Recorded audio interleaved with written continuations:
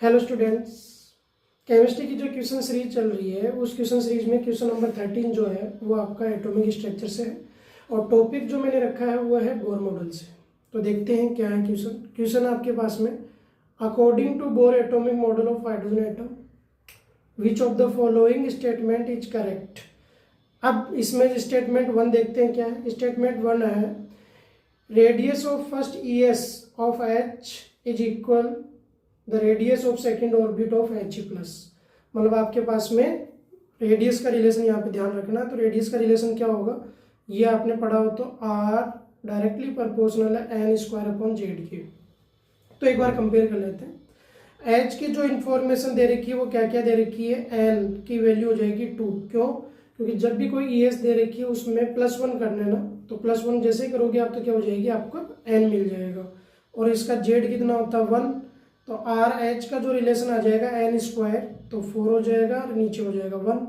इसी तरीके से आप क्या कर लो, हीलियम वाले पार्ट का भी लिख लीजिए। तो He प्लस इसका Z होगा आपका 2 और n की वैल्यू सेकेंड ऑर्बिट दे रखा तो 2 हो जाएगा। तो RH प्लस डायरेक्टली प्रोपोर्शनल होगा क्या, n² तो 4 डिवाइडेड आपका Z। तो क्या रिलेशन आ जाएगा, Z आपके पास में 2 है तो 2 करना है, तो ये हो जाएगा 2/1 जो है वो चल जाएगा। तो अब आप देख लीजिए यहाँ पे जो रिलेशन आया वो 4/1 का आ रहा है, यहाँ पे आ रहा है 2/1 का। तो इस वजह से जो फर्स्ट ऑप्शन है वो क्या हो जाएगा, आपका इनकरेक्ट हो जाएगा। इसके बाद में जो सेकंड पार्ट है वो आपके पास में है when the electron is free. मतलब फ्री इलेक्ट्रॉन का मतलब होगा कि वो न्यूक्लियर रीजन से बाहर है, उस पर किसी भी टाइप का कोई अट्रैक्शन नहीं है। Then energy is taken as a non zero, नहीं जीरो ली जाएगी। जब अट्रैक्शन जीरो तो जो एनर्जी होगी वो भी आपकी जीरो पुट करी जाएगी। तो स्टेटमेंट बी है वो भी हो गया आपका गलत। फिर चलते हैं ऑप्शन सी के अंदर या स्टेटमेंट सी के अंदर। रीडबर्ग कांस्टेंट जो है वो RH और RD के लिए सेम वैल्यू है। तो RH और RD क्या है, D है आपका ड्यूटेरियम, H है प्रोटियम, है क्या ये आइसोटोप्स हाइड्रोजन की।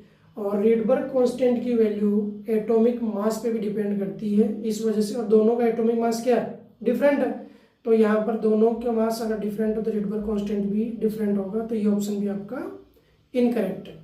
इसके बाद में जो नेक्स्ट क्वेश्चन है वो है आपके पास में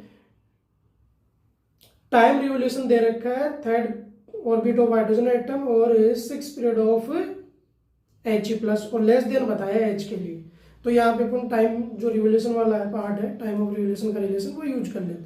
वो है आपके पास में T डायरेक्टली प्रोपोर्शनल है n की पावर 3 और Z की पावर 2 के। तो यहाँ पर अब दोनों की इंफॉर्मेशन लिख लेते हैं एक बार। TH/THE प्लस, ठीक है। अब n आपका डायरेक्ट है तो H का n ऊपर आएगा, हीलियम का उसकी तरफ आएगा, तो ऊपर की तरफ आ जाएगा n³ आपका H divided by n³ He plus फिर आएगा इनटू के अंदर Z इनवर्स है तो जो नीचे उसका Z ऊपर, ऊपर वाले का नीचे। तो ऊपर H है तो इसका Z जाएगा नीचे, ZH²। He प्लस का ऊपर आ जाएगा तो ZHE प्लस ये आपका स्क्वायर। अब वैल्यूज पुट कर लीजिए।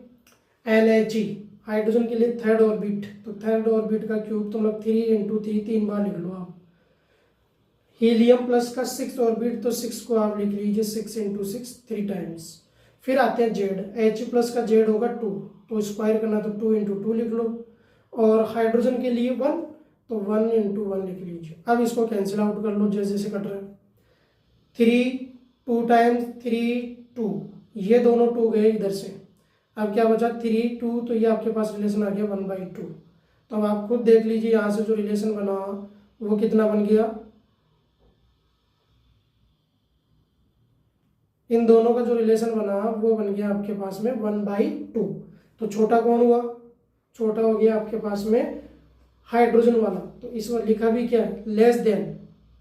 जो हाइड्रोजन के केस में थर्ड ऑर्बिट में इलेक्ट्रॉन का जो टाइम पीरियड होगा या टाइम ऑफ रिवोल्यूशन होगा वो लेस देन है किससे, 6 ऑर्बिट ऑफ He प्लस। तो इस तरीके से इस क्वेश्चन का जो जवाब होगा फाइनल, वो जवाब क्या होगा आपके पास, D ऑप्शन आपका बिल्कुल करेक्ट है। बाकी तीनों ऑप्शंस आपके इनकरेक्ट है, ठीक है। Okay, thank you.